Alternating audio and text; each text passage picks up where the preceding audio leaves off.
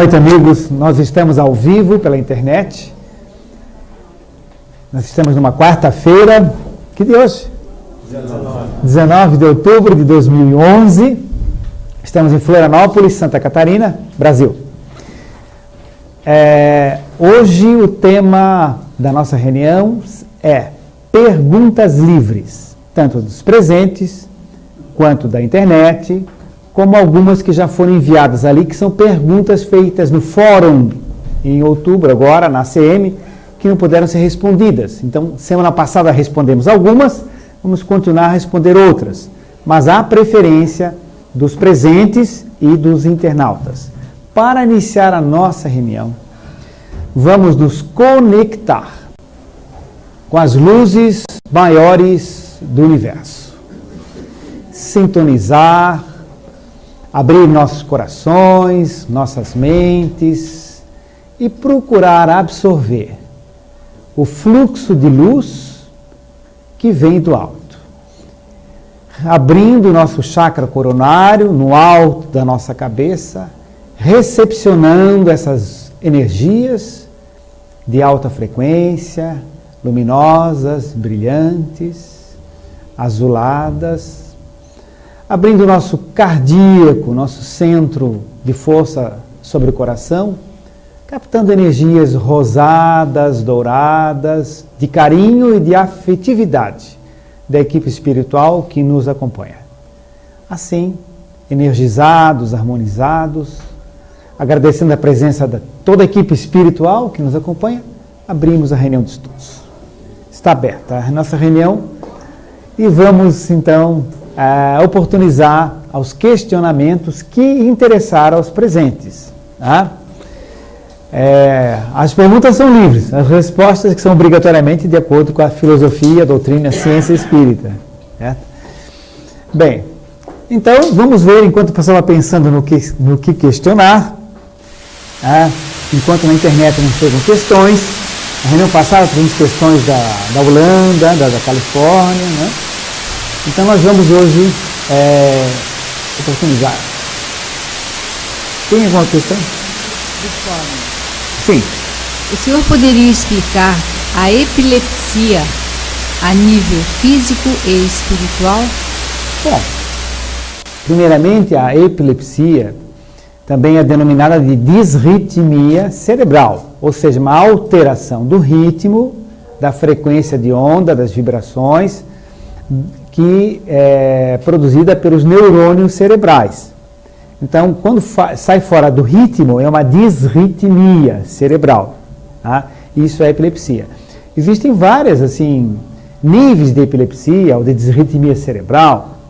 As chamadas pequeno mal, ou em francês, que é original petit mal, que são crises de ausência. A criança ou o adulto, por exemplo, se percebe muito em ditados escolares. A professora dita: a casa da mamãe está aberta. Ele escreve: a casa da aberta. No mamãe ele está ausente. Então, frequentemente acontece isso, ele tem ausências.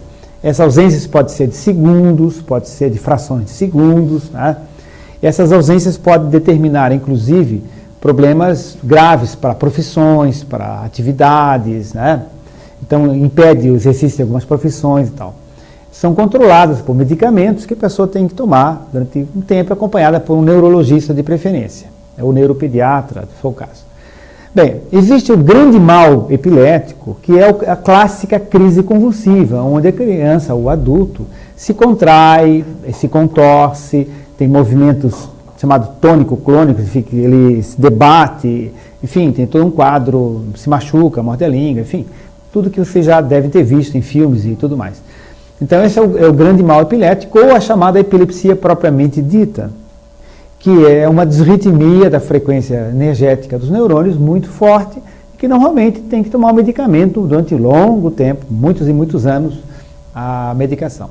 Bem, Chico Xavier, quando se fez o eletroencefalograma do Chico Xavier, quando ele está em transe psicofônico, ou seja, recebendo uma entidade, ou transe de psicografia, O eletroencefalograma do Chico Xavier, durante o transe, dá sinais de disritmia cerebral. Ou seja, o fenômeno mediúnico também cursa por alterações de frequência, de frequência dos neurônios. Ou seja, há uma repercussão ali. Significa que o cérebro reflete a influência espiritual. Só que aquilo é equilibrado, aquilo é harmonizado, aquilo é estruturado, desenvolvido e é uma coisa estável e maravilhosa. Muitas pessoas que têm crise convulsiva, que têm epilepsia, elas são médiums. Ninguém está dizendo que todo mundo que tem epilepsia é médium, ninguém está dizendo que todo médium é epiléptico, eu não disse nada disso. Apenas nós estamos informando, né, que algumas pessoas que têm epilepsia são médiums também. Né? Alguns têm apenas mediunidade, que tem repercussões sobre o corpo físico, sobre os neurônios. Tá? É muito comum no fenômeno da crise epiléptica, existe um termo técnico em medicina que chama-se aura epilética, A-U-R-A, aura epilética. Ou aura, como queira, epilética, é um fenômeno que quem tem epilepsia narra o seguinte: sente cheiros estranhos, sinto sons estranhos, percebo vultos estranhos, um gosto muito forte de alguma coisa diferente, um cheiro muito forte de algo que ele não sabe definir ou consegue definir. Depois de ter esse aura epilético, de sentir cheiro, de ver vultos, etc., ele entra em crise. Em alguns casos. Eu disse em alguns casos, sempre sublinhando, porque não se pode generalizar. Cada pessoa é diferente. Mas em alguns casos, essa epilepsia é desencadeada pela presença de um espírito obsessor. Ou seja, há uma entidade espiritual que persegue esse indivíduo, que em se aproximando, ela desencadeia a crise epilética. Tá? Então é importante que haja a conjunção do tratamento do médico neurologista com o acompanhamento espiritual. E claro, se tiver uma sorte de ter um neurologista espírita, então é como ganhar na Mega Sena, né? Mas seria o ideal. Ou algum médico que entenda as duas questões. Né? Mas é muito comum esse fenômeno. O que a gente poderia dizer resumidamente sobre isso é isso. Não sei se alguém tem algo a acrescentar, algum depoimento pessoal, familiar, o que queira colocar, entende? Se houver, assim, fiquem à vontade. Passa o microfonezinho, porque lá na internet precisa ouvir isso. O meu pai já desencarnou, né? Sim. Mas ele tinha, durante muitas vezes, né, ausências, né, bem dentro do que foi colocado, né? Então ele ouvia vozes, né? Ele está dirigindo, até depois de um tempo ele teve que parar de dirigir porque acontecia. Só que ele não tinha, só que assim, ele era muito católico, então ele não aceitava, né, a questão, né? A questão espiritual. Então, mas é bem dentro do que foi acontecia narrado, com ele. Bem narrava os fatos, né? Então ele deve ter acompanhamento do neurologista, né? Mas na parte espiritual ele então, aceitava. Tinha essas sensações assim que precediam mesmo a crise, sim, né? Sim. Interessante, se observa mesmo. Muito bem. Enquanto ela não faz outra questão, é ali que recebeu no fórum, né? Se alguém quiser levantar outro tema, gente, a pergunta é livre hoje, não precisa ter encadeamento de assunto, não. O assunto é aberto mesmo, sabe? É um momento assim para oportunizar questionamentos livres, né? Então, seguimos? Seguimos. Mais uma perguntinha do fórum. Por que a pré-cognição só acontece sobre algumas situações? Isto quer dizer que aquela situação em específico é algo especial na nossa vida?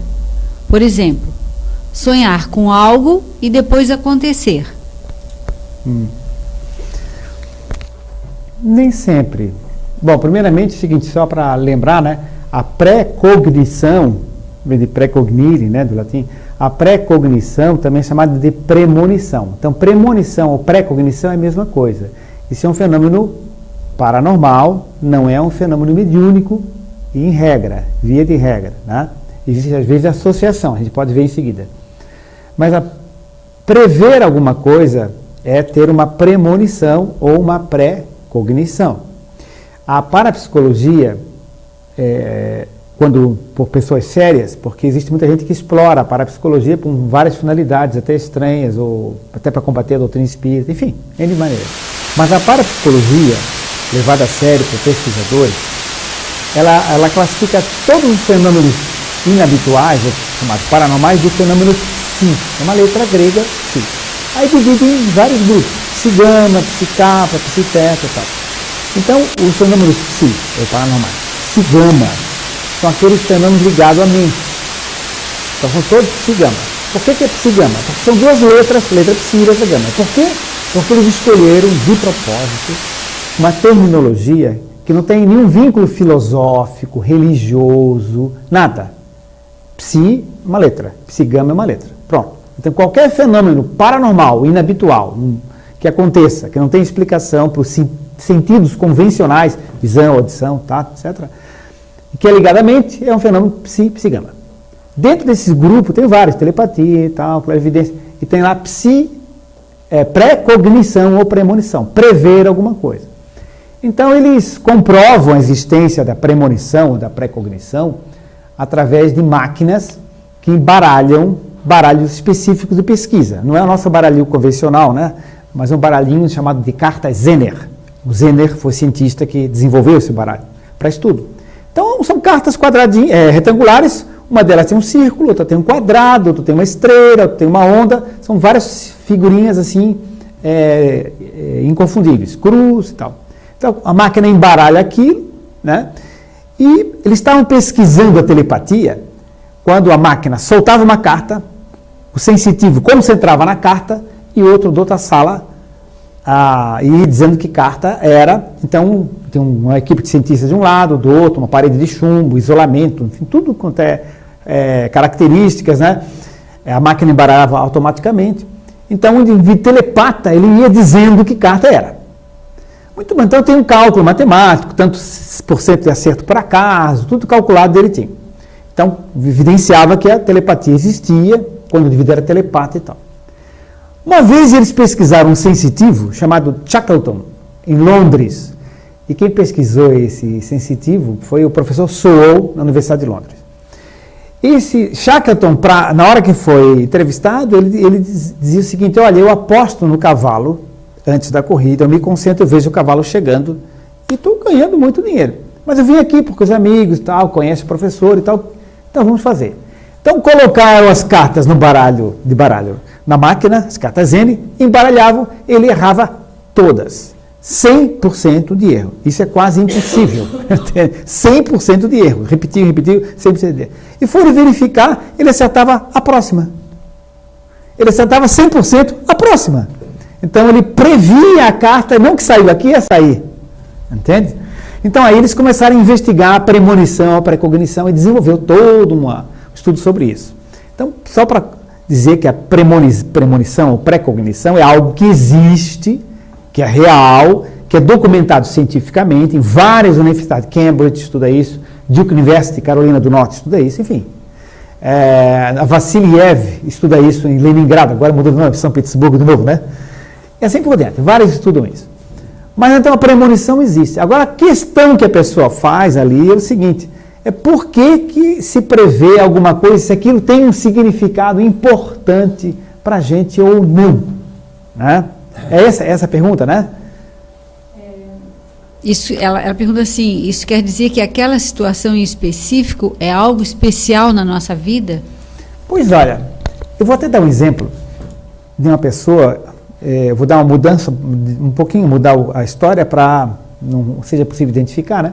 Uma pessoa me procurou hoje no consultório, hoje à tarde, e disse o seguinte: olha, eu vim lhe procurar aqui pelo seguinte, porque há muitos anos atrás, em 1997, ela disse que teve uma espécie de uma premonição, mas foi uma coisa muito simples. Ela disse que sentiu que ia acontecer tal coisa e tal, e negócio de mamadeira do filho, uma coisa assim, sem menor significado.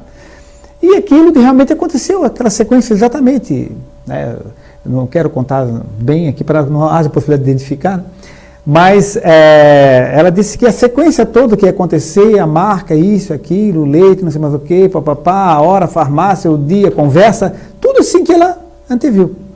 Então ela disse, bom, para ela, isso é um fenômeno de premonição, assim. Não, mas eu quero saber o que é que isso significa para a minha vida. Eu disse, nada. Significa que você tem premonição, só isso. Não, mas eu quero saber qual é a mensagem que existe atrás disso. Qual é o significado específico? Porque eu estou desde 1997, estou procurando. Inclusive fui ao fórum na Associação Canadense de Medicina para ver se tinha uma resposta. Disse, a senhora não vai encontrar resposta nenhuma. A senhora simplesmente tem uma premonição, teve uma sensação e aquilo aconteceu. Ah, não é possível. Tem que ter alguma coisa importante. Se não tem... Não, você vai me decepcionar. Vou. Entende? Vou. Entende?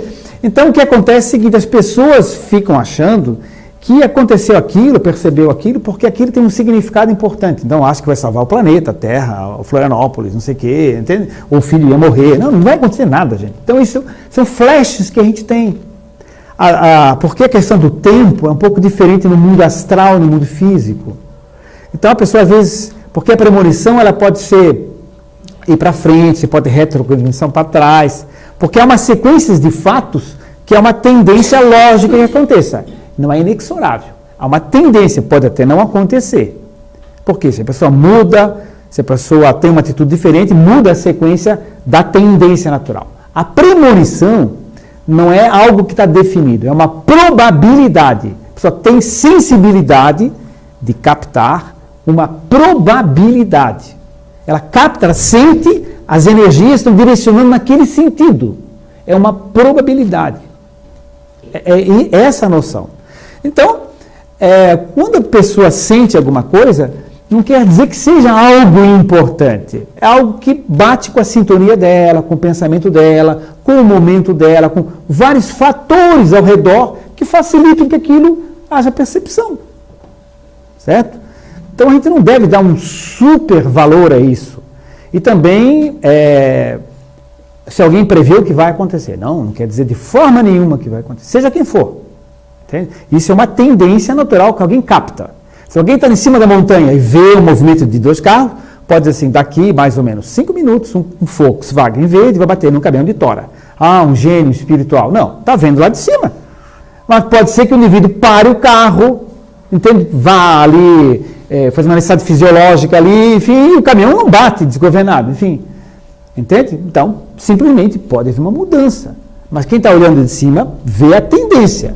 Então, é sempre assim que deve ser encarado. Com a razão, com o bom senso, e não como determinismo inexorável. Tá? Acho que em resumo seria isso que a gente poderia falar. Seguimos? Bom, gente. Chico. Para frente. Do que o senhor estava expondo, e essa sensação que muitas vezes se traz de que alguns fatos na vida da gente vão acontecer. Então, é como se fosse uma percepção, assim, que como se já tivesse assim, alguma coisa previamente programada. Da mesma maneira com pessoas. E quando a gente encontra, já identifica ali que tem uma história que vai ser construída, ou que tem como se fosse uma pré-programação em relação às pessoas. Isso eu tive alguns momentos na minha vida que, quando eu olhei a pessoa, tal, na mesma hora deu assim um link e as coisas caminharam como me intuiu na hora do encontro. Assim, uma coisa muito... Pode ser uma sugestão, tal, mas eu gostaria que o senhor abordasse um pouco esse aspecto. Vamos lá. Bom, é o seguinte, existe realmente uma pré-programação antes de nós reencarnarmos. Nessa pré-programação, existem os pontos básicos da vida. Então, você vai reencarnar em Florianópolis, né? Ser filho de fulano e fulana. Por quê? Porque você tem um histórico com aquela que vai ser sua mãe, tem aspectos a resgatar, com seu pai também, de reaproximação, com seus irmãos, o meio ambiente vai ser tal, vai frequentar tal tipo de escola, assim, vai ter que superar certas dificuldades, vencer certas tendências, passar por tais problemas. São linhas gerais. Isso é feito essa programação. nessa programação consta a programação para você se consorciar seria com fulana de tal, porque tem um histórico assim, um casamento ou afim, ou provacional, ou isso, aquilo, tem vários tipos de casamentos, né? Então, há uma programação nesse sentido, devem reencarnar com seus filhos fulano, fulano, fulano e fulano, mas se não der certo, só fulano e fulano e fulano, né? Porque tem todo um histórico com você e tudo mais. Então, há essa programação. Agora é o seguinte, durante o sono, como você sabe, que você estuda bastante, né? Durante a programação, durante o sono, a gente se desdobra e a gente costuma ter aulas, reencontros com amigos espirituais. E nesses reencontros à noite, nas escolas de espiritualidade, nos cursos que a gente faz, né? Quando a gente está bem mentalmente, espiritualmente bem, a gente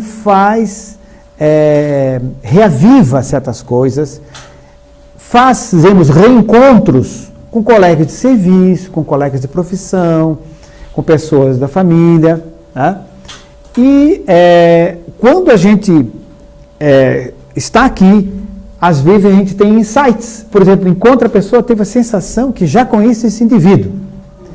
Aí você bate um papo com ele e vê que ele não conhece, mas ele tem uma empatia com você e tal, profissional e tal, né? Poxa, flui tudo fácil, né? Aí, o que pode ter acontecido às vezes é que ambos já conversaram em desdobramento astral, certo? E tiveram essa programação. Às vezes assim, puxa, tem a impressão até que eu já disse isso para vocês e você me disse isso para mim. Isso às vezes acontece. Há pessoas, inclusive, que têm um déjà vu forte. Ah, mas tem uma sensação clara que nós já conversamos sobre isso. Pode ter conversado. Ontem, uma semana atrás, um mês atrás, em desdobramento astral, durante o sono. Em algumas circunstâncias chaves da vida, às vezes são déjà vu reencarnatório. Se na vida passada você encontrou com a pessoa, trabalhou com ela, ou viveu com ela, enfim, na hora que você encontra tem aquele fluxo de energia forte, é o déjà vu reencarnatório. Mas muitos são déjà vus de projeção astral. Tá? Então, existe essa programação prévia, sim, existe esse contato do dia a dia, e que muitas vezes durante a noite a gente faz uma revisão, um reestudo, uma reanálise.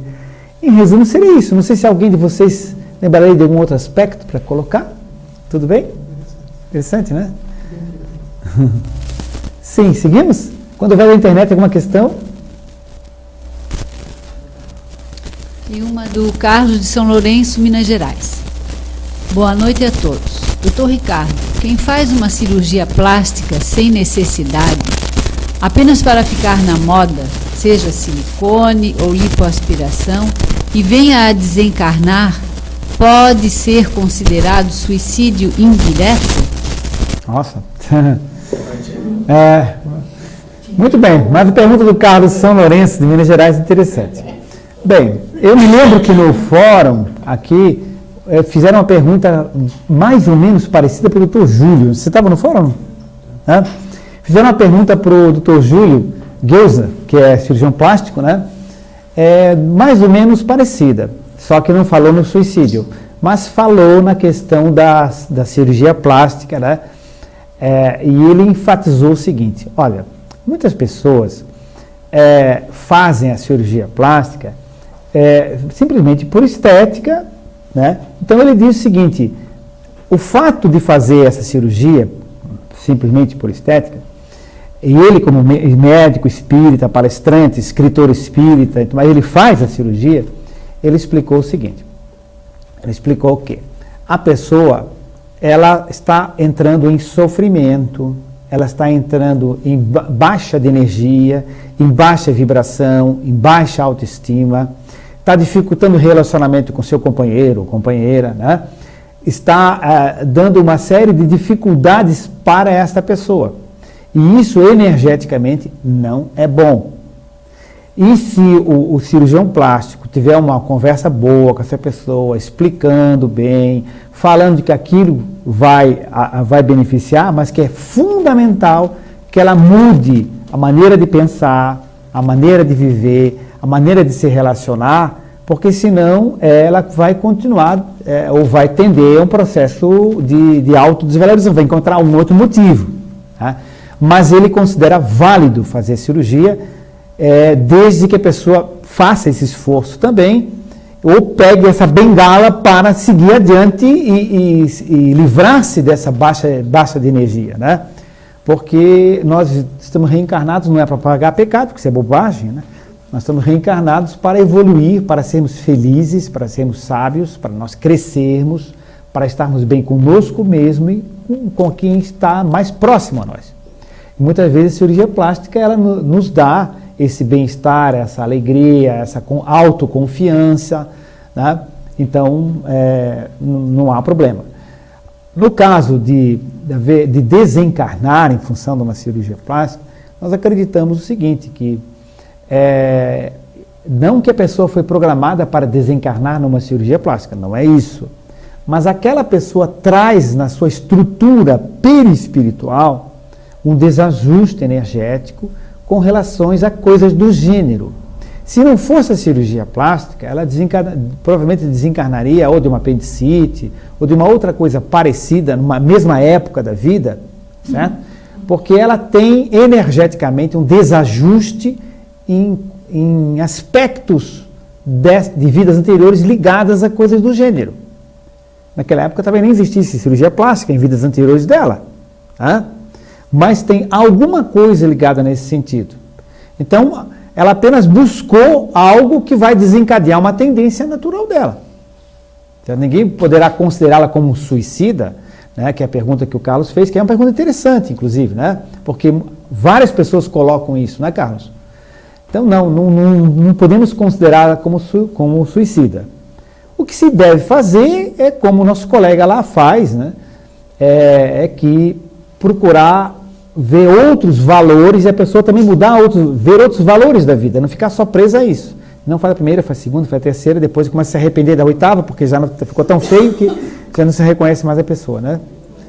Todo mundo vê na televisão e tudo mais, né? Pessoas ficam meio desfiguradas, inclusive, né? Bom, o questionamento está livre, né? Seguimos aí. Alguém dos presentes quiser levantar algum tema, qualquer tema de mediunidade, reencarnação, filho, casamento, seja o que for, né, na visão espírita. Seguimos? Tem uma pergunta aqui da internet, da Lilian, né? É do que? Do Maranhão? Do Maranhão? Que... Depois a gente diz a cidade de Maranhão, só por curiosidade. Imperatriz. Imperatriz.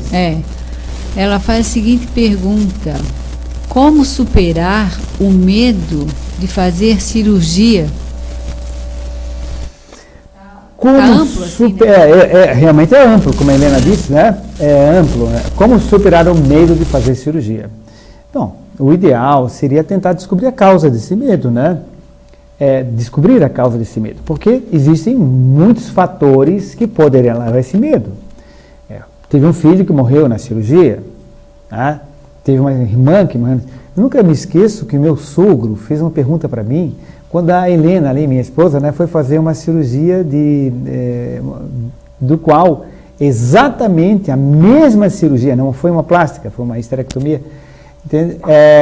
da mesma cirurgia que a irmã dela, a Sônia, tinha desencarnado.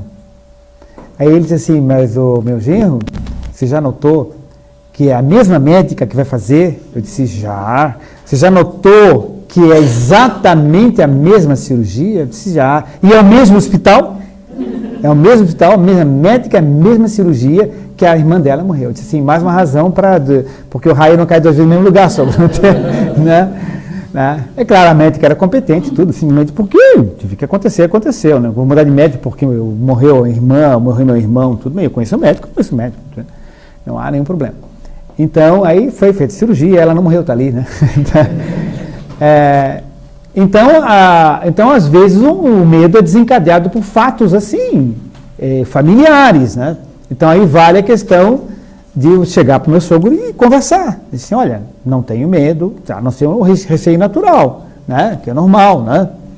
Por causa disso, tem tais e tais elementos, conhece profissional, etc., né? Isso, a incidência de problema de ter uma embolia pulmonar no pós-operatório, que aconteceu, é raríssimo, entende? Se tiver que acontecer, paciência, né? Vou fazer o quê? Precisa fazer cirurgia, não é opção.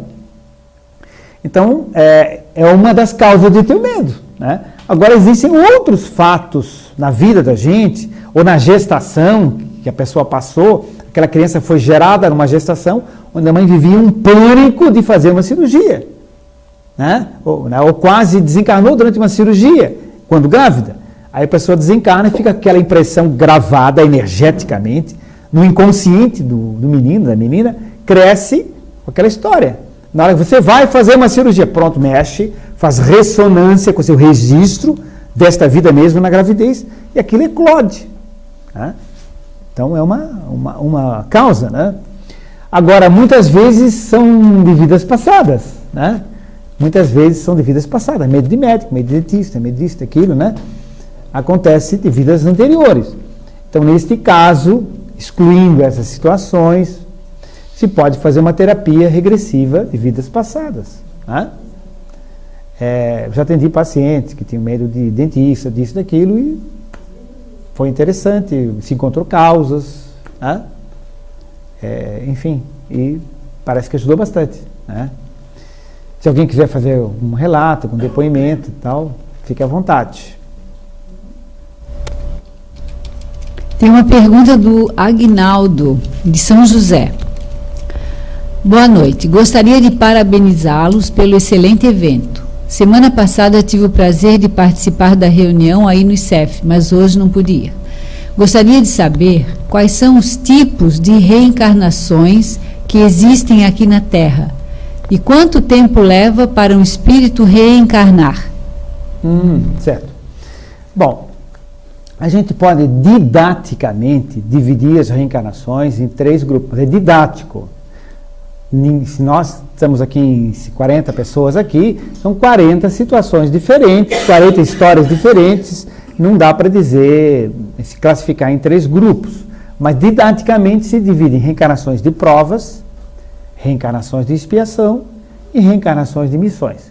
Sucede que todos nós temos componentes missionários, componentes provacionais e componentes expiatórios, entende? Todo mundo tem uma missão, ou com a mulher, ou com o filho, com o neto, ou com o serviço, ou com o Estado, ou com a nação, ou com a cidade, seja o que for. Todo mundo tem uma pequena missão, ou grande missão. Sim. Entendi que ele estava perguntando se era compulsória ou não, assim, sabe? Obrigatória ou não.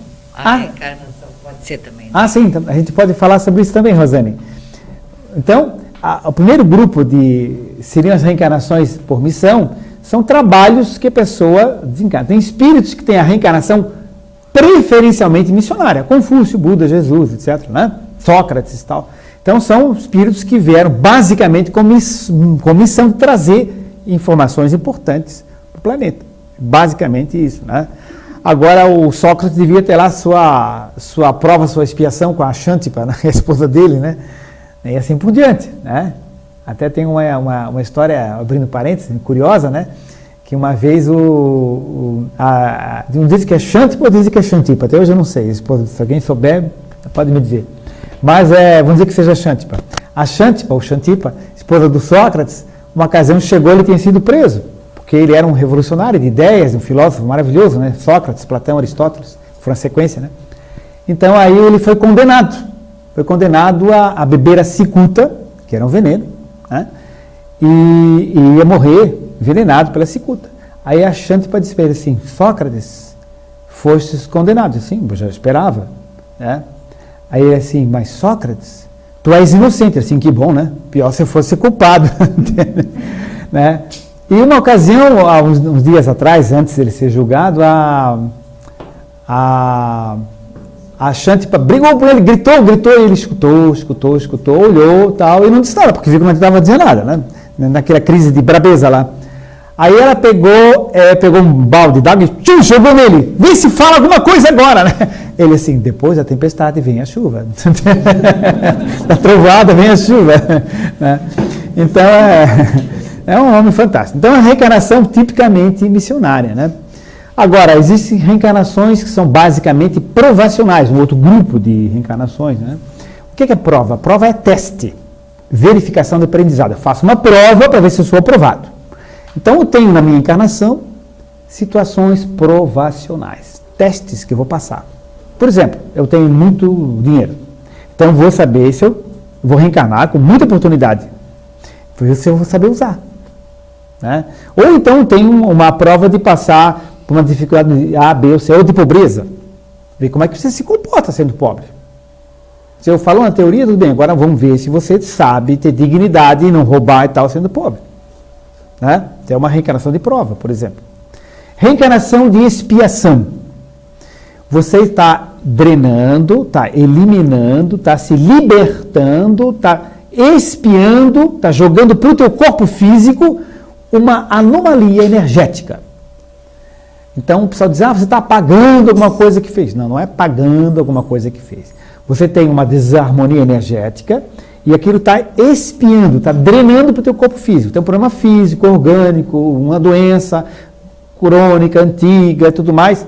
Aquilo não é uma provação normalmente, é um processo expiatório, processo de drenagem para o teu corpo físico, do corpo perispiritual para o corpo físico. Então isso é de coisa didática, prova e expiação. Mas cada um de nós tem provas, tem expiações e tem pequenas ou médias ou grandes missões. A Rosane levantou a questão aí, para o nosso amigo lá do Imperatriz, né? Amigo, não sei. De São José, não é de Maranhão Imperatriz. Né? E ela levantou essa questão da reencarnação compulsória. Você pode classificar de vários critérios, né? Então, ser compulsório ou não. Reencarnação compulsória é mais ou menos assim, na marra. Né? Você reencarna queira ou não. Porque você já está, muitas vezes, séculos num plano espiritual e você está lá patinando, não muda o pensamento, não muda a atitude, não muda absolutamente nada. Então os mentores se reúnem, precisamos ajudar a tal pessoa.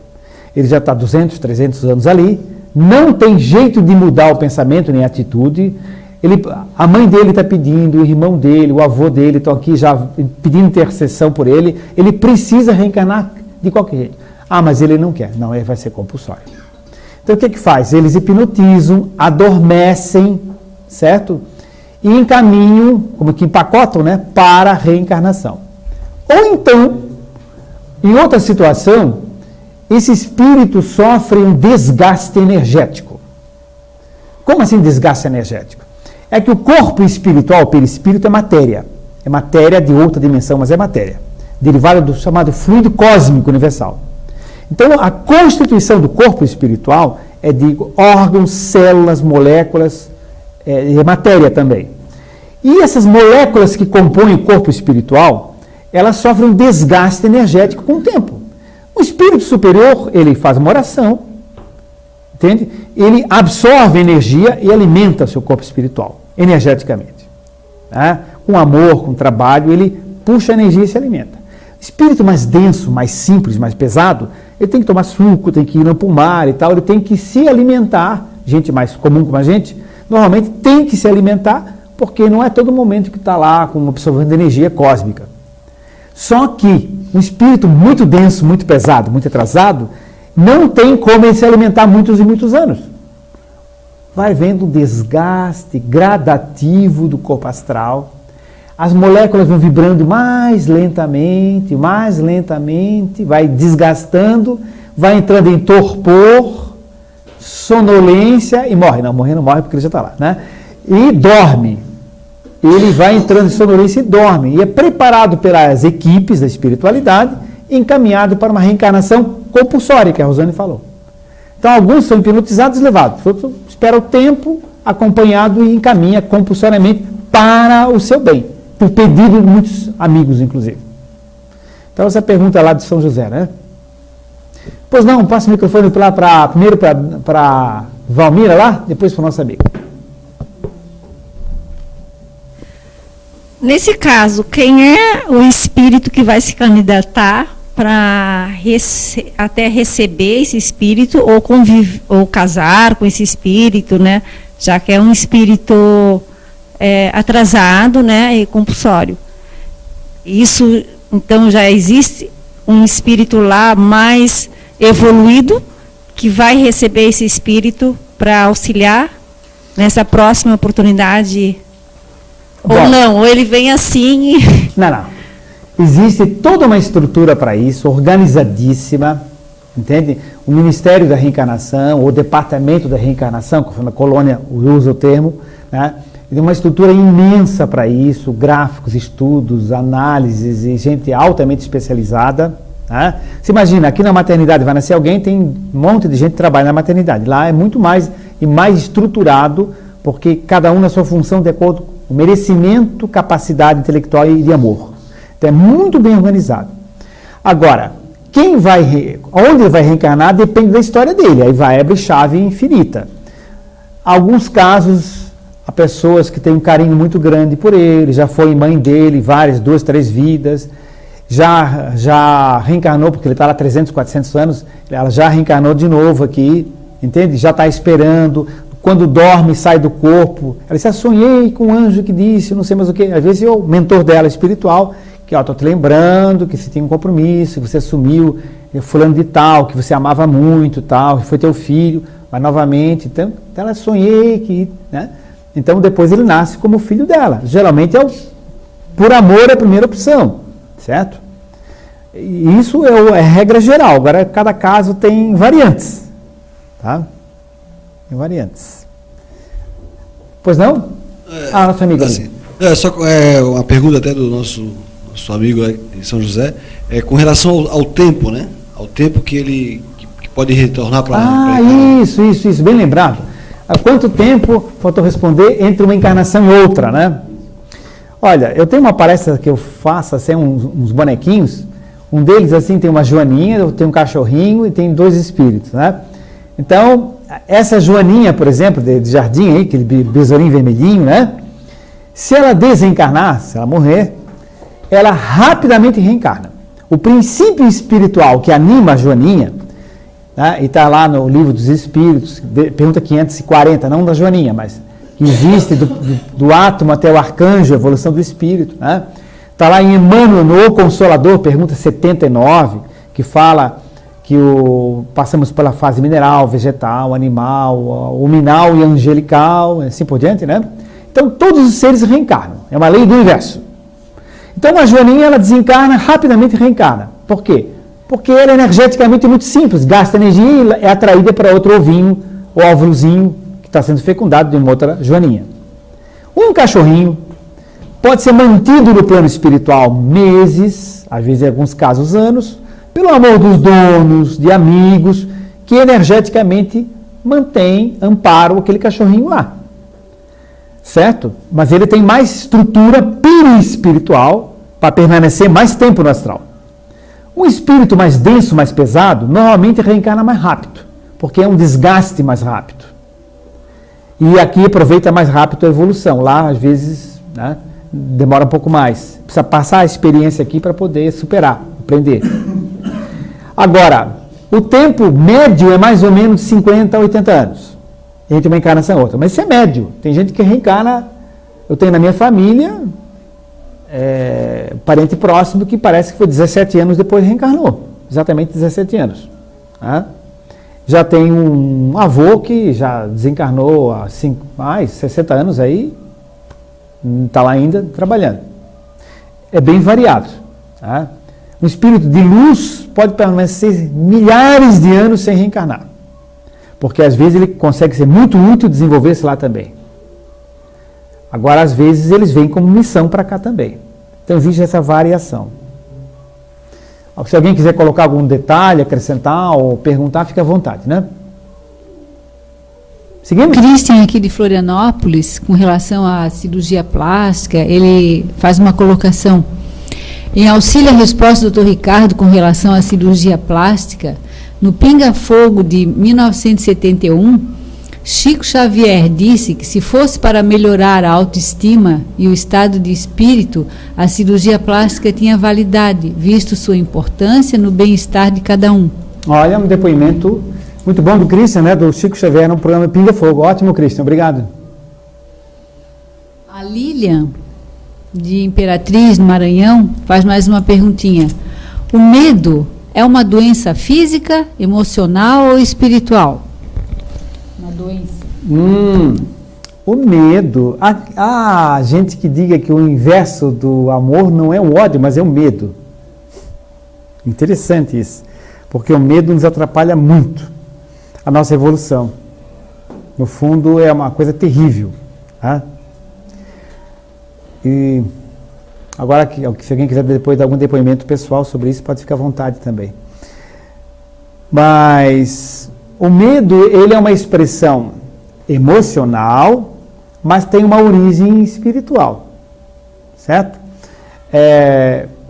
A manifestação do medo, ela decorre de experiências que o espírito passou nesta vida ou em outras vidas, estão gravadas, estão registradas no perispírito, no corpo espiritual. Estão registradas ali. Mas é uma experiência que fica na essência da alma da pessoa, quando ainda não foi corrigida. Entende? E ela vai se expressar no físico. Então ela vem lá das camadas mais profundas e vai passando até as camadas mais superficiais, até a pessoa tremer de medo fisicamente, ou ter úlcera de medo, ou ter taquicardia de medo, manifestação física, ou produzir adrenalina pelo medo, manifestação física, mas que vem de campos cada vez mais sutis até lá no fundo da sua história. Em resumo, é isso, né?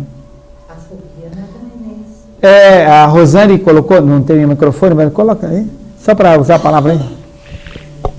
A fobia, então, é disso. Sim, sim. A fobia normalmente é disso e costuma ser de traumas antigos. Arraigado, profundo, está se manifestando. Exatamente. Pois não.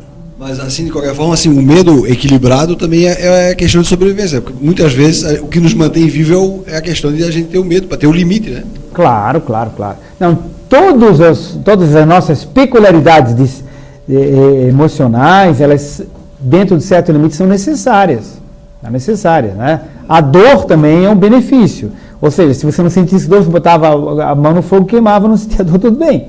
Mas você precisa da dor para poder se defender. E isso serve a nível espiritual também. Às vezes o processo da dor, a pessoa faz, recebe aquilo e amadurece. Mas dor não é necessária quando a gente atinge um nível mais adiantado, não precisa mais da dor. Né? Tanto física, quanto mental, quanto emocional, como medo também. Então, quando você supera tudo aquilo, deixa de ter medo. Né? O medo é fruto do nosso desconhecimento, da nossa ignorância, da nossa insegurança, da nossa imaturidade. Cada um de nós tem alguns aspectos, né? Que depois vai se perdendo. Né? Muito bem. Tem lá na internet alguma questão? Não, na internet não. Tem aí do fórum? Vamos lá. Numa irradiação à distância, é possível a manifestação mediúnica do atendido, ou do paciente, né? Quando este está em coma? Se é possível, sim, é possível. Então, para vocês entenderem, acompanharem o raciocínio, imagino que a pessoa esteja dizendo, assinou ou não? Pergunta não. Magali. Não. Magali não disse que cidade? Não. Tá. Então, é o seguinte, é do fórum, né? É do fórum, né? Mas que às vezes bota na cidade, né? Não. Então, o seguinte, um grupo, como aqui no ICEF tem, grupo de radiação, aliás, são uma delícia esses grupos. Então, as pessoas se reúnem para fazer uma radiação para determinadas situações. Então, trabalho nessa irradiação com cromoterapia mental, nada de lâmpadazinha colorida, não é cromoterapia convencional, é mental. Então, se trabalha, por exemplo, para questões afetivas. Então, se irradia a frequência do rosa, que é ligado ao cardíaco. Então, eles fazem, mentalizam flores, cor-de-rosa, verbalizam aquilo, às vezes colocam música de fundo e tal, verbalizam e os videntes percebem a energia rosa vindo, indo em direção àquela pessoa que tem um problema afetivo familiar. Se é uma questão de droga, alguma coisa do gênero, se pensa em verde, ervas, um campo de golfe, uma floresta, se mentaliza, puxa essa energia, irradia em direção às pessoas que têm essa necessidade. E assim por diante. Existem outras formas de fazer radiação também. Sempre se faz uma prece, se faz sintonia com os amigos espirituais, com os mentores, mas na sessão de irradiação não há mediunidade propriamente dita. Não há psicofonia, não há psicografia, certo? Há apenas irradiação mental. Então, aqui terça e quinta se faz isso aqui no ICEF, por exemplo. Tem 2 grupos que fazem isso. Um é coordenado pelo Salinas, Carlos Salinas, outro pelo Henrique. Né? É isso? Né? Bom, então num grupo de radiação, alguém colocou, ó, vovô fulano de tal está em coma, que é a pergunta, no hospital X, apartamento tal e tal. Então eles se concentram, fazem uma irradiação, né? Verbalizam aquilo em direção àquela pessoa que está em coma. Aí o seguinte, a pergunta é se, num trabalho de radiação, se pode haver a comunicação de um espírito que está em coma. Poder pode, mas não deve. Porque o trabalho de comunicação mediúnica deve ser feito não no grupo de radiação. Pode acontecer e deve acontecer num grupo, numa sessão mediúnica com os médiuns treinados para transe psicofônico, transe psicográfico, escrevem a mensagem, falam, né? Que nós temos aqui segunda 2 grupos, terça um grupo e tem quinta também outro grupo, né? São grupos de sessão mediúnica onde os médiuns dão comunicação. Então, se há uma pessoa que está num hospital em coma e foi pedido auxílio, na sessão mediúnica é o adequado para essa pessoa se comunicar. Quer dizer, se houver possibilidade, ela pode, em coma, se desdobrar e sair do corpo, às vezes já está até desencarnando, né? E se comunicar no grupo mediúnico. Nós já vimos dezenas de vezes pessoas vivas, encarnadas, se comunicarem aqui. Não é raro, é bem comum no nosso trabalho aqui, até o pessoal se especializa muito nessa característica, facilita isso. Só que no grupo de radiação não é um local bem adequado. O Luciano? Uma dúvida até que me perguntaram hoje, veio calhar em bom momento. Só para esclarecer, o grupo de radiação, ele emite, a função dele é levar a energia, encaminhar a energia, Luciano, e nunca receber ou sentir as energias que vêm da espiritualidade. Ou seja, da espiritualidade... Dos sofredores. Exatamente, principalmente dos sofredores. Olha, eu vou até abrir um parênteses, Luciano, que foi muito bom você colocar. Quando eu estive na Austrália, em Sydney, fazendo palestras espíritas, uma pessoa me colocou o seguinte: nós temos medo de fazer, uma das pessoas, né, não os dirigentes, não o Luiz Anjos, nem não, mas uma pessoa ela colocou o seguinte: nós temos medo de fazer um grupo de radiação, porque se nós fizermos um grupo de radiação, a gente tem medo de pegar as energias, as vibrações dos doentes, assim, porque não tinha essa informação. Depois a gente explicou. Não, é exatamente como o Luciano falou. Você não vai pegar nada, você vai buscar energia, buscar que estou ocupado do grupo e mandar para lá. Não tem que trazer nada de lá. Por isso que eu disse, no grupo de radiação não deve haver comunicação mediúnica nesse grupo especificamente. A não ser que na sessão mediúnica se faça uma irradiação para uma pessoa. Aí sim, faz a radiação, mas é dentro da sessão mediúnica. Sim, completa. E só então, para confirmar, uma dúvida, não é uma dúvida, que me perguntaram hoje, até veio a calhar a situação. Então, quando encerra o grupo de radiação, sim, encerra totalmente a ligação com toda essa situação. Isso. Ou seja, de forma alguma seria interessante trazer irmãos da irradiação para um grupo mediúnico quando se fosse trabalhar nele posteriormente. O senhor podia falar alguma coisa sobre isso também? Eu não sei se eu compreendi bem o final ali. A situação. Digamos que uma pessoa que trabalha no grupo de radiação também trabalha no grupo mediúnico. A mesma pessoa trabalha no grupo mediúnico. Depois.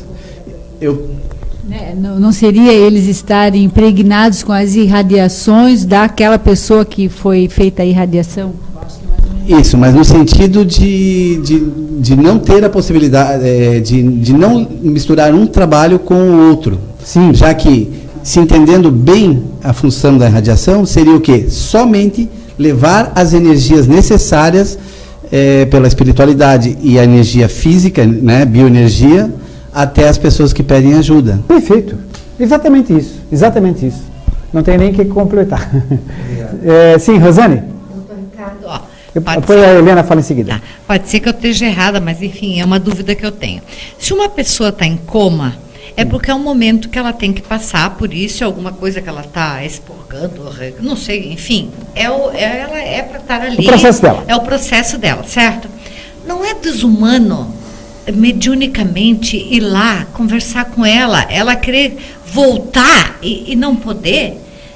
Como é que tem pessoas que podem ir lá mediunicamente conversar com ela desmembrada? É isso que tu quis dizer? Que Não. Porque Não, seria explicar, então. desumano fazer isso, não é? Tá me entendendo o que eu queria dizer? Não, você veja só. Você disse o seguinte. Meu parente, quando muito, etc., está em coma. Dá de fazer um auxílio a ele na sessão mediúnica? Aí os médios fazem a concentração, preparam o ambiente, se desdobram fora do corpo, certo? Observam o ambiente, certo? E veem que o seu parente está ali acima do corpo, consciente. Aí começa a conversar com ele. Olha, não sei mais o que, tal, a Rosane pediu para você, tal. Aí ele começa a falar e a Adriana, a Helena, tal, seja quem for, está no meio do seu fone e começa a comunicar. Boa noite, não sei mais o que, eu estou muito contente que vocês estão aqui me ajudando, dando energia, estou muito feliz, muito obrigado por Cílio, que bom, não sei mais o que, estou entendendo melhor a situação. E é isso que acontece. Não tem nada de desumano, tem muito amor só. Tá? Deu para entender? Não. É isso que acontece. Nem mais que isso, nem menos que isso. Tá certo? Muito bem, vamos lá. É também do fórum. Sim. Como conseguir a expansão da consciência pela acupuntura? Bom, o seguinte, normalmente a acupuntura não é um processo que estimula com facilidade a expansão de consciência. O que é a expansão de consciência? A pessoa sair fora do corpo, a pessoa se desdobrar, se desprender, se projetar. Ela faz uma concentração, ela às vezes se vê fora do corpo, ela se sente como um balão, se sente larga, né? Então ela expande as suas energias, né? E às vezes voa, se projeta, se desdobra, né? À distância, vai em outro país ou vai ali na sala do lado. Uma vez a Dona Lourdes, do Ceará dos Pobres, ela se desdobrou, foi na minha casa e disse, olha, vi seus filhos brincando no quarto, com um joguinho assim, que nós eles tinham mesmo, entende? E eles estavam desdobrados, fora da cama, brincando. Eles em espírito brincando ali, entende? Nem sabiam que estavam desdobrados, né? Estavam brincando ali pequenininhos. Né? Então, a expansão de consciência é um processo de desdobramento. Como se consegue isso? Os estudos, o curso que tem aqui da mediunidade, onde se ensina isso, através de uma oração, a pessoa faz a oração, se sente leve, uma meditação, um trabalho de yoga, não uma yoga assim mais comercial, uma yoga mais de músculo e tal, uma yoga mais na parte, eu não sei qual é o termo de yoga, que agora me fugiu, mas é uma yoga mais ligada à parte espiritual. Aí ela faz uma expansão de consciência. Meditação, exatamente. Faz uma terapia regressiva, vidas passadas, ela faz uma expansão. A pessoa toma uma homeopatia, dinamização altíssima, entende? Mexe lá no mental, faz uma expansão, se desdobra às vezes, né? Uma prece. Enfim, existem muitas maneiras de... O reiki, está recebendo o reiki, a pessoa faz às vezes uma expansão de consciência. A acupuntura, propriamente dita, não serve para isso. Porém, às vezes, para tratar certas questões emocionais com a acupuntura, pode favorecer ao processo da expansão. Mas, normalmente, não tem uma ligação direta mesmo com a acupuntura com a expansão de consciência. Sim? Mais uma, então? Mais uma do fórum. Gente, quando vocês quiserem levantar outra questão aí, tá? Não precisa gastar as perguntas do fórum, não. Vamos lá. Em que momento a doutrina espírita deixa a desejar para que um médium como Valdo Vieira deixe a doutrina e funde um movimento de corrente científica como a projeciologia, e em que ela se difere do espiritismo? Bom, tem umas 5, 6 questões aí embutidas na mesa. Bom, primeiramente é o seguinte, eu vou responder essa questão em tese, mas eu não posso, nem tenho direito, nem a licença para poder fazer definições ou julgamentos de um fulano Beltrano, do Dr. Valdo Vieira, ou seja, de quem for, certo? Eu acho que isso é uma coisa muito pessoal, teria que conhecer intimamente a parte psicológica, emocional, familiar, ter um diálogo, ou muitas e muitas horas de diálogo, para entender esse processo do Dr. Valdo Vieira, que foi o fundador da projeciologia, hoje chama-se Conscienciologia, né? Ele tem vários livros escritos. Ele foi um médium que recebeu o livro Evolução em Dois Mundos. Ele recebia o capítulo ímpar, o Chico Xavier o capítulo par, em cidades diferentes. Um em São Leopoldo, o outro em Uberaba. O Chico em Uberaba e o outro em São Leopoldo. Então, Pedro Leopoldo, né? Pedro Leopoldo, obrigado. São Leopoldo no Rio Grande do Sul, né? Obrigado. Entende? Então, recebiam em cidades diferentes. O pessoal aqui é atento, viu?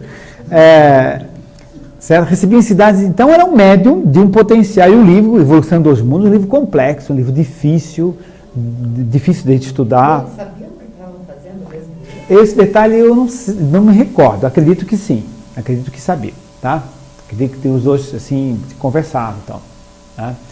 Mas não tenho exatamente essa informação. Mas então é um médium de uma expressividade mediúnica intensa. Tá? Agora é o seguinte. Primeira parte da pergunta. Em que momento a doutrina espírita deixa a desejar? Primeira parte da pergunta seria essa, né? Bom, primeira parte é a seguinte. Eu considero que muitas vezes o que o pessoal chama de doutrina espírita não tem nada a ver com doutrina espírita. Já recebi muitos e-mails assim, por exemplo, vamos fantasiar, né? Doutor Ricardo, boa tarde, não sei mais o que, eu li isso aqui e tal. Eu estou decepcionado com a doutrina espírita. Ih, já vem coisa que não tem nada a ver, quer ver? Aí, tudo bem. Aí depois eu mando e-mail e tal, então vamos lá, vamos conversar. No chat, coisa parecida, vamos conversar. Aí ela assim, eu estou decepcionado, entendeu? Por que a senhora se decepcionou? Acontece que o presidente do... A senhora não mude de assunto, a senhora estava falando o que a doutrina espírita lhe decepciona. Não, mas é que o presidente do... Não quero saber do presidente do centro. Ah, você não imagina o que ele fez. Eu não estou falando de pessoa, estou falando da doutrina. Foi reencarnação, mediunidade, algum conceito filosófico. O que lhe decepciona? Não, mas é que ele é uma pessoa. A senhora está confundindo. Você está confundindo uma pessoa com a doutrina espírita. Entende? Então, às vezes as pessoas me decepcionei com a doutrina espírita, é que decepcionou com o doutor Ricardo, porque fui lá no consultório e não gostei dele. Pronto, estou decepcionado com a doutrina espírita. Não faz sentido. Isso aí é uma coisa pessoal, individual. Cada um pode gostar, não gostar, achar que é mais gordo, mais magro, enfim. Né? Então, isso não tem nada a ver, entende? Com uma coisa com outra, né? Então, isso é muito comum. Que ponta a doutrina espírita é só desejar? É que o centro que a pessoa vai... um centro, ou a casa que ela vai, tem tais e tais características. Caramba, procurou outra casa que tem outras características. Né? Ah, porque no centro que eu vou não tem isso, não tem aquilo. Procurou que tem. Né? Tem centenas de centros espíritas, milhares no Brasil. Né? Se você estivesse na Noruega é mais complicado. Né? Em Milão tem 2 grupos. Milão, na Itália, tem 2. Uma cidade de milhões de habitantes. Então é bem mais complicado, né? Tem cidade da Itália que não tem nenhum, cidade grande. É bem mais complicado. Mas, então, é o seguinte, às vezes as pessoas colocam isso como decepção com a doutrina espírita. Tem que procurar um lugar onde se adeque, onde tem interesse, traga respostas, enfim. Né? Uma coisa pessoal.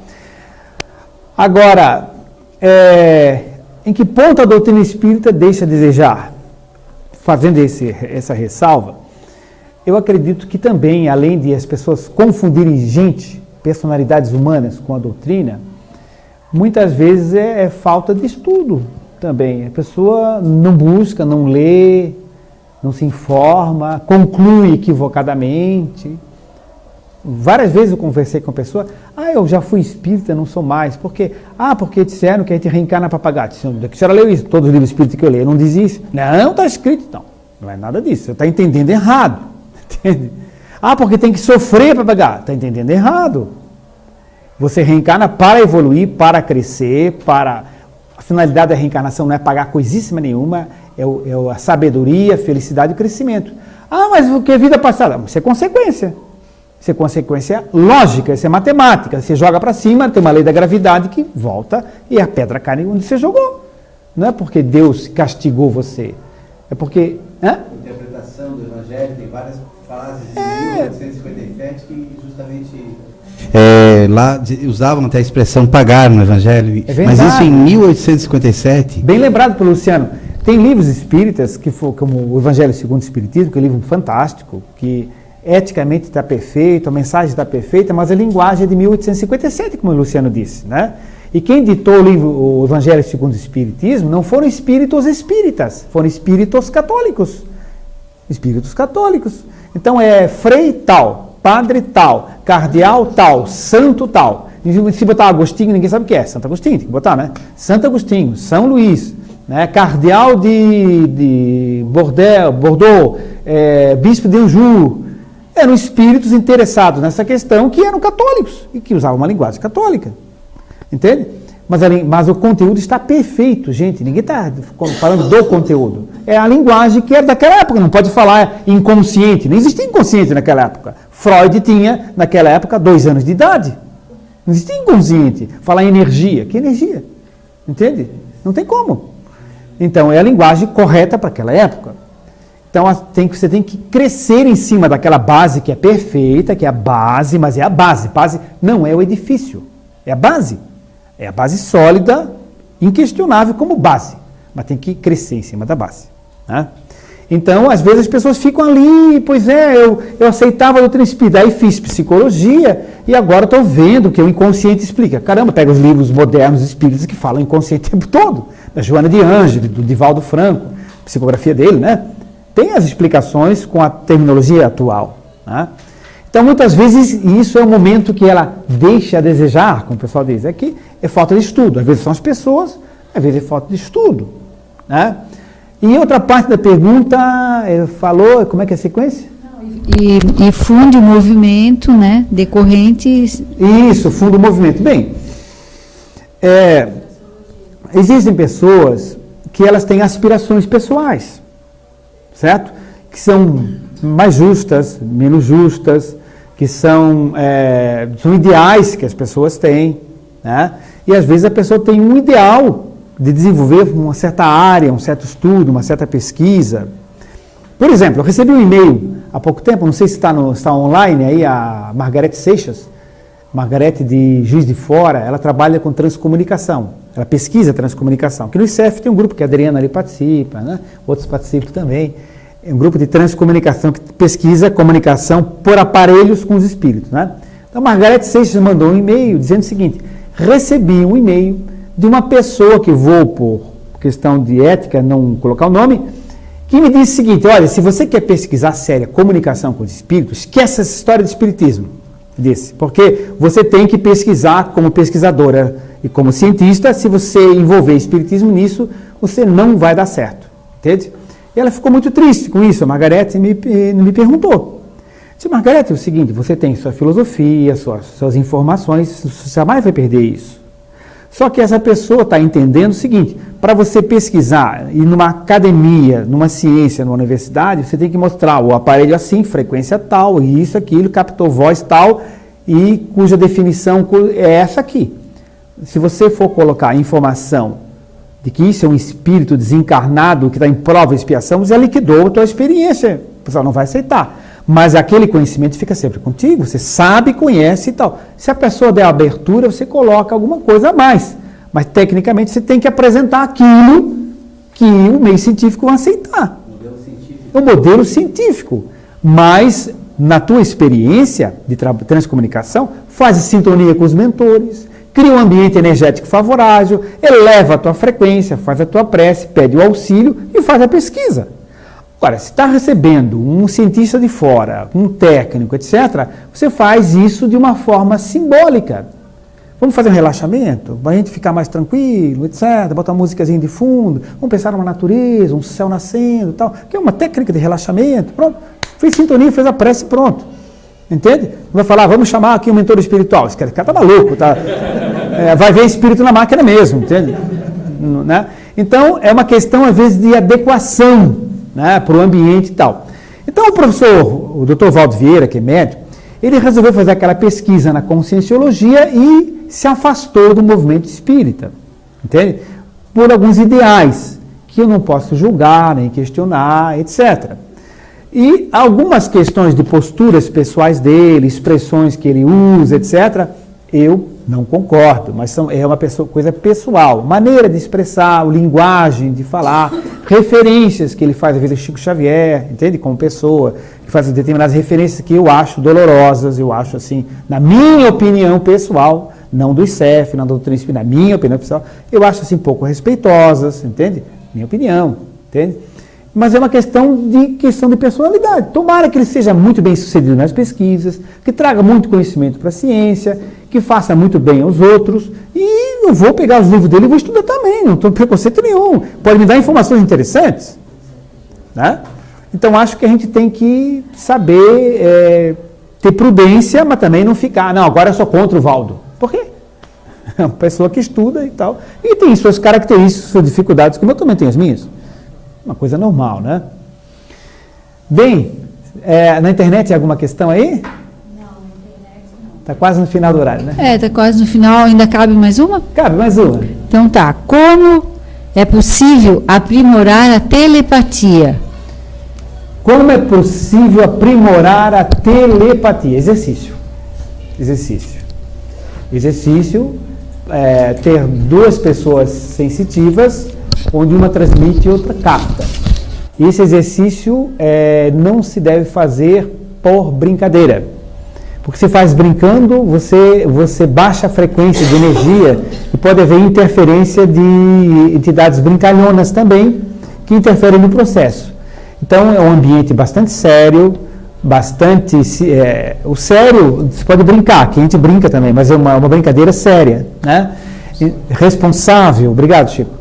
Então, um ambiente responsável, fazer uma preparação do ambiente, fazer um treinamento, se possível com assessoria de pessoas que estudam isso, que conheçam isso, e fazer exercícios. Tá? Quais são os fatores que impedem a telepatia? Já botaram duas pessoas, um líquido no meio com soluções químicas diversas.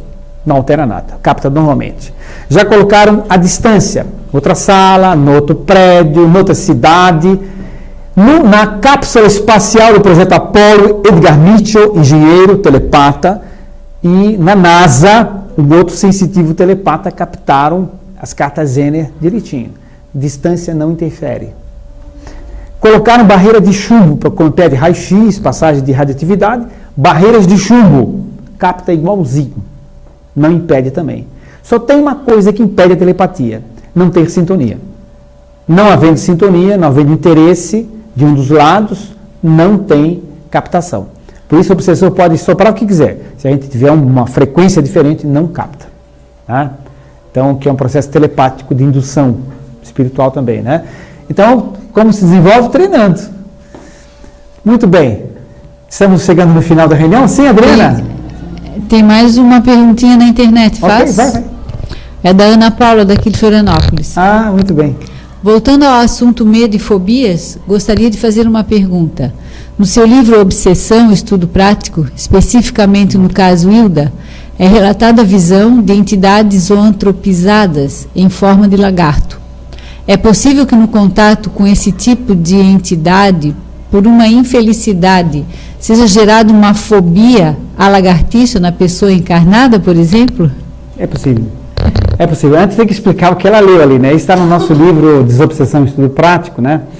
Ela fala que existem entidades que estão zoantropizadas, antropologia, né? Zoantropizadas é uma terminologia espírita da ciência, né? Que o corpo astral, o espiritual, está animalizado.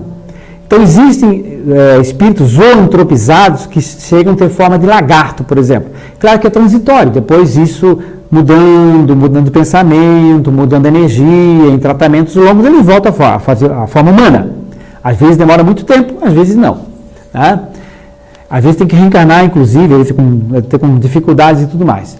Mas, então, o espírito ele muda a forma pelo mental dele, porque as moléculas do corpo astral elas são voláteis e móveis. Então, se tem um pensamento negativo, violento, ele vai se deformando. Então, alguns, no caso ali que ela citou no livro, né, do caso Hilda, ela via espíritos zoantropizados com forma de lagarto. A Ana Paula pergunta se isso pode dar medo de lagartixa, coisa parecida. Poder pode, né? Poder pode, porque isso é uma coisa muito individual, muito pessoal, né? Ninguém vai afirmar medo de lagartixa porque você viu um espírito zoantropizado, vai ser bobagem, nada disso. Mas que é possível, lógico. Sim. Interessante que isso é relativo também se energeticamente a pessoa está propensa. Isto. Né? Isto. Ela absorve aquilo que energeticamente ela tem propensão, senão Claro. aquela expressão antiga, o que vem de baixo não me atinge. O que significa isso? Energeticamente você não está compatível com a energia emitida. Portanto, muito bem não lembrado. acontece, né? Muito bem lembrado, exatamente. Bem, gente, estamos no final. Gostaria só de lembrar aos internautas brasileiros e do exterior que nós aqui no sul, em Santa Catarina, estamos no horário de verão. Portanto, nós estamos com 1 hora a mais. A mais? Adiantados. Então o pessoal do exterior que ligou. Só para lembrar na próxima quarta desse detalhe. Para lembrar e divulgar isso, gente, o pessoal do Portugal, da Austrália, Nova Zelândia, né, que, a Holanda, todo mundo, Califórnia, e que entre as vezes, então, não encontraram a gente, né? Vou encontrar o finalzinho da reunião por causa do horário de verão. Bem lembrado, hein? Muito bem lembrado. Muito bem. Então, gente, vamos encerrar a nossa reunião. Eu vou pedir para a Helena fazer uma precezinha de encerramento, tá? Isso.